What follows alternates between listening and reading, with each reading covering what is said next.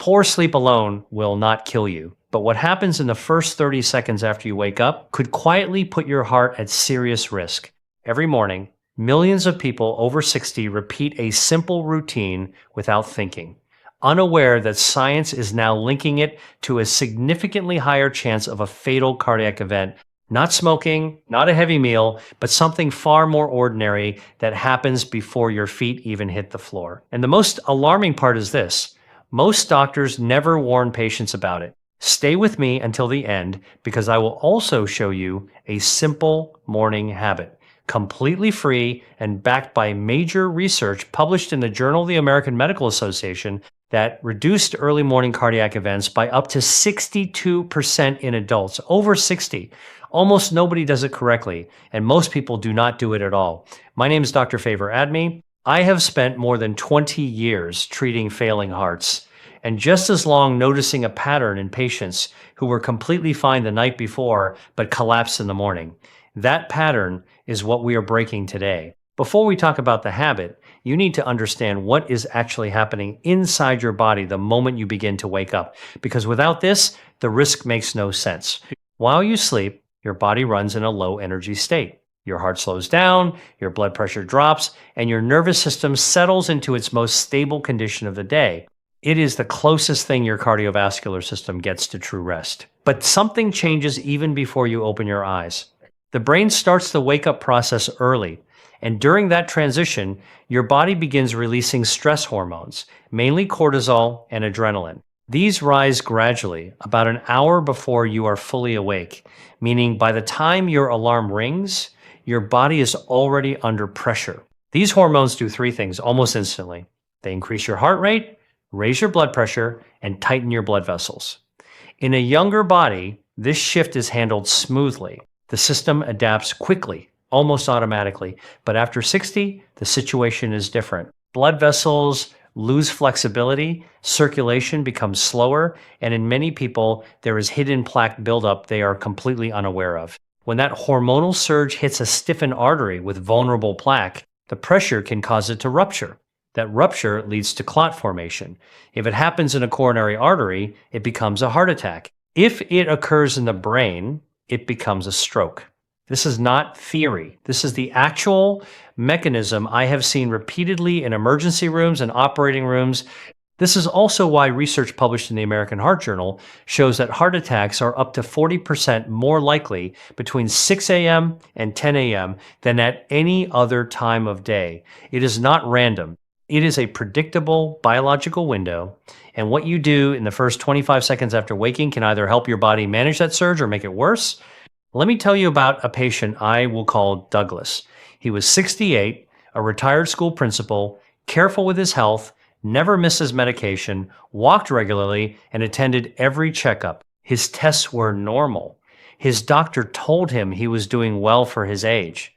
One morning, Douglas woke up, turned off his alarm, sat up quickly, swung his legs off the bed, stood up immediately, and walked toward the bathroom. He never made it.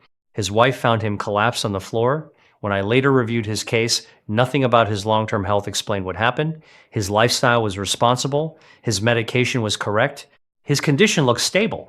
But one critical detail was missing from his routine, the first 25 seconds of his morning. Now, here is the habit that most people over 60 do every single day without realizing the danger. They stand up immediately after waking. Alarm goes off, and within seconds, they are upright. It feels harmless, almost automatic, but at that exact moment in the morning, it can place extreme stress on the heart. Here is why. When you are lying down, blood is distributed evenly through the body. The moment you stand, gravity pulls a large amount of blood downward into your legs and abdomen. Your heart must respond instantly to maintain blood flow to the brain. In younger people, this adjustment is fast and efficient. In older adults, it slows down. Blood pressure can drop suddenly, sometimes by 15 to 30 points within seconds. This condition is called orthostatic hypotension. Many people recognize it as dizziness or lightheadedness when standing up. They often ignore it, assuming it is normal. It is not normal. It is a warning sign. When this sudden drop occurs, the heart compensates by increasing its rate and force. Now combine that with a morning hormone surge, stiffer arteries, and thicker blood, and you have a system already under strain. That extra compensatory spike can trigger an arrhythmia or destabilize a plaque, leading to a heart attack or stroke. There is another factor that makes mornings even more dangerous. After 7 to 8 hours without water, the body is dehydrated every single day. Blood becomes thicker and more concentrated. This makes the heart work harder with every beat and increases the chance of clot formation. Research also shows that clotting activity is naturally higher in the early morning hours, which is why cardiac events cluster in that same 6 a.m. to 10 a.m. window. It is a combination of hormonal surge, dehydration, and physical stress all happening at once. The solution, however, is surprisingly simple. A single glass of water before you stand up can begin thinning the blood, reduce clot risk, and ease pressure on the heart. This is the protective habit I mentioned earlier. A major study published in JAMA found that a simple morning hydration routine reduced early cardiac events by up to 62% in older adults. One glass of water taken before your feet touch the floor makes a measurable difference. Now, I want to ask you something simple. Do you drink water first thing in the morning before coffee or anything else? Yes or no? Pay attention to that answer because it reflects a habit that directly affects your cardiovascular risk more than most people realize. Now, let me give you a complete routine that takes less than 2 minutes but can significantly reduce morning risk. I call it the 9-0 second heart protection protocol. First, when your alarm goes off, do not move immediately. Stay still and take 3 slow, deep breaths.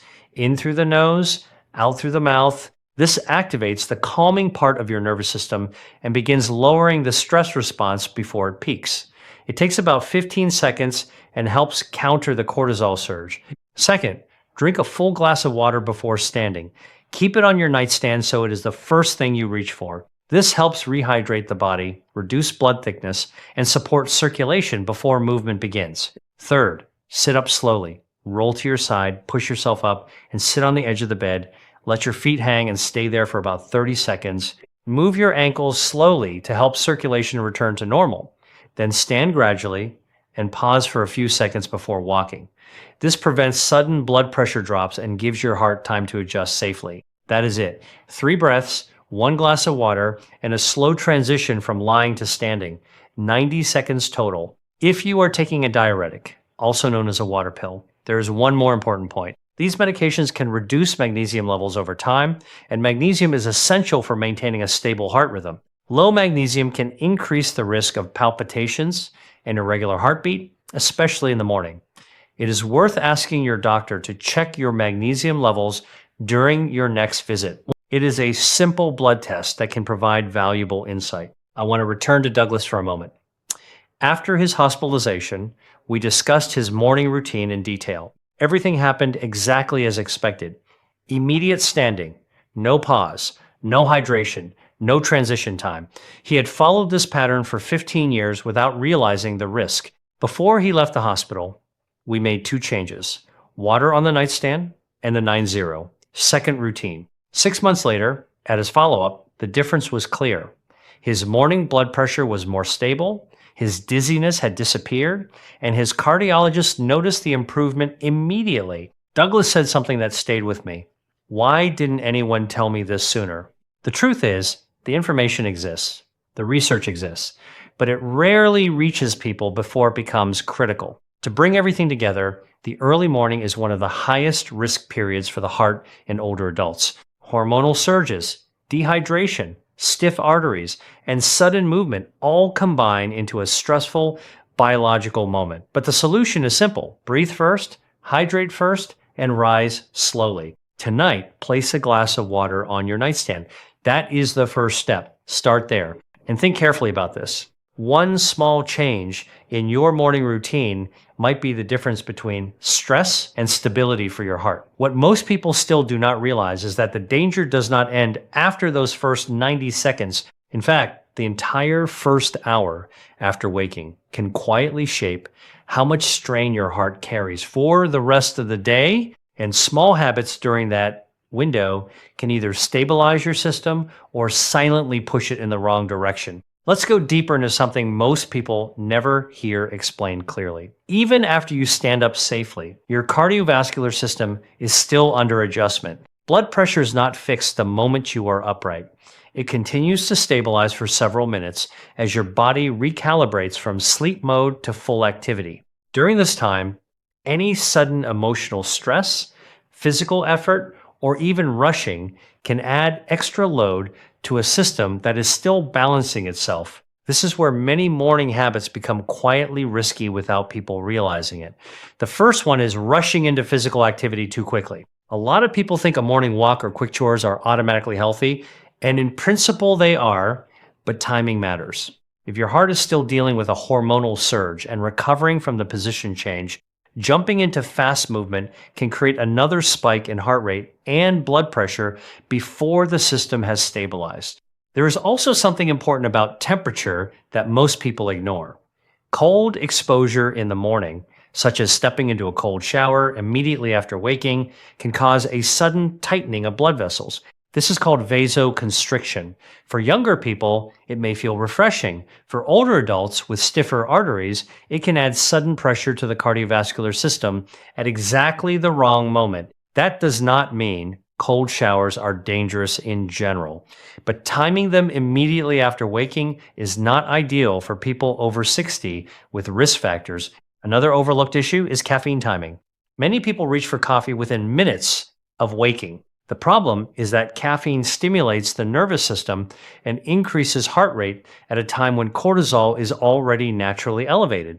In simple terms, you are stacking stimulation on top of stimulation. For a healthy, younger system, this may not cause noticeable problems, but in older adults with underlying cardiovascular strain, it can amplify morning blood pressure peaks.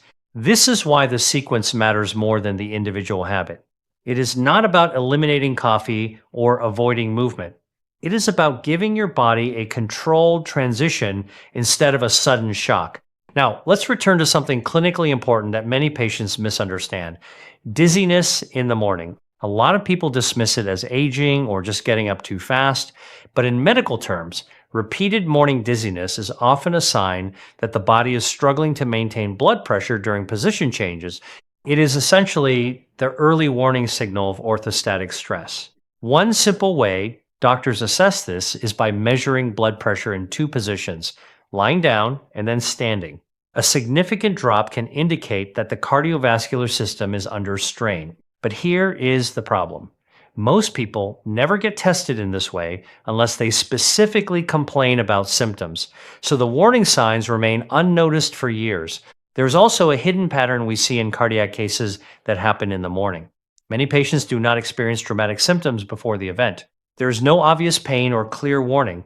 Instead, there's a chain of small stressors: poor hydration, sudden standing, hormone surge, and minor rhythm instability. Individually, each one seems harmless. Together, they can become dangerous. This is why prevention is far more effective than reaction. Once symptoms appear, the system is already under significant strain. The goal is not to respond to danger, but to reduce the conditions that create it in the first place. Let's also address something very important for people who think, I feel fine, so this does not apply to me. Many cardiovascular conditions develop silently over time. Plaque buildup in arteries does not cause symptoms in early stages. Blood pressure changes can happen without noticeable discomfort. The body is remarkably good at compensating until it suddenly cannot. This is why routine mornings matter so much. They are repeated stress tests. Every day, the same sequence happens. Wake-up hormones rise, blood redistributes, hydration is low, and movement begins. If the system is already vulnerable, that repeated pattern slowly increases risk over time without obvious warning. Now, there is one more protective layer that rarely gets discussed, and it relates to posture and breathing during the first few minutes of wakefulness. When people wake up and immediately rush into thoughts, stress, or phone use, their breathing often becomes shallow and rapid without them noticing. This keeps the nervous system in a heightened state, reinforcing the stress response instead of calming it down. That is why the simple act of controlled breathing at the start of the morning is not just a relaxation technique. It is a physiological reset signal. It tells the body that there is no immediate threat, allowing heart rate and blood pressure to stabilize more smoothly. At this point, you may start to see a pattern. The real issue is not one single habit. It is the speed of transition from sleep to activity. A slower, controlled transition gives the heart time to adjust. A rush transition forces the heart to compensate suddenly, which is where risk increases. And this is exactly why small changes have such a large impact. When you slow down that transition by even 1 or 2 minutes, you are not just feeling calmer, you are actively reducing sudden cardiovascular demand during the most sensitive window of the day. In the next part, we will connect these morning mechanisms to long-term heart health, and I will explain why the same patterns that create morning risk also play a role in gradual heart strain over years, even in people who believe they are doing everything right. Now that you understand what happens in those first moments after waking, there is a bigger question most people never think about. Why does the heart become so vulnerable in the morning in the first place? And what does that mean for long-term health? Because this is not just about sudden heart attacks or dramatic events. The same morning stress pattern we have been discussing does something more subtle as well. It slowly wears down the cardiovascular system over years, even in people who never experience a single major symptom. Let's connect the dots. Every morning, your body goes through the same biological shift. Hormones rise, blood pressure adjusts, and circulation transitions from a resting state to an active one. If that transition is smooth, the heart handles it without strain. But if that transition is repeatedly sharp, rushed, or poorly supported, the heart is forced to compensate again and again. And compensation is not neutral. It is work, it is stress, it is load on a system that never truly stops working in the first place. Now, imagine this happening every single day for 10, 20, or even 30 years. What happens is not an immediate failure. Instead, the heart and blood vessels slowly adapt in the wrong direction. Arteries become stiffer over time, blood pressure regulation becomes less precise, the nervous system becomes more reactive, and the margin of safety, the buffer your body once had, gradually shrinks. This is why two people can have the same age, the same general health, and completely different outcomes. One has a smooth daily cardiovascular rhythm. The other unknowingly repeats small morning stress triggers that add up silently. Now let's talk about something very important, arterial stiffness. As we age, arteries naturally lose elasticity. That is normal. But when you repeatedly expose the cardiovascular system to sudden spikes in pressure, especially in the morning, that stiffness can progress faster. It is similar to repeatedly bending a material that is already becoming rigid. Over time, it loses flexibility even more quickly. And here is the key point. Most people do not feel this process happening. There is no clear warning, no pain, no obvious signal. The body adapts quietly until one day it cannot compensate fast enough. This is why prevention in the morning matters more than most people realize. It is not just about avoiding a rare event. It is about reducing daily microstrain that accumulates in the background. There is also another layer to this that connects directly to blood vessel health, inflammation. Research consistently shows that chronic low-level inflammation plays a major role in cardiovascular disease. What is less commonly discussed is that repeated stress responses, especially early in the day, can contribute to that inflammatory load over time. Not in a dramatic way, but in small repeated cycles that slowly shift the body's baseline state. This is why people who appear healthy on paper can still experience cardiovascular events. Standard checkups often measure static conditions, blood pressure at rest, cholesterol levels, heart rhythm at one moment in time, but they do not capture the repeated daily stress cycles that occur during waking transitions.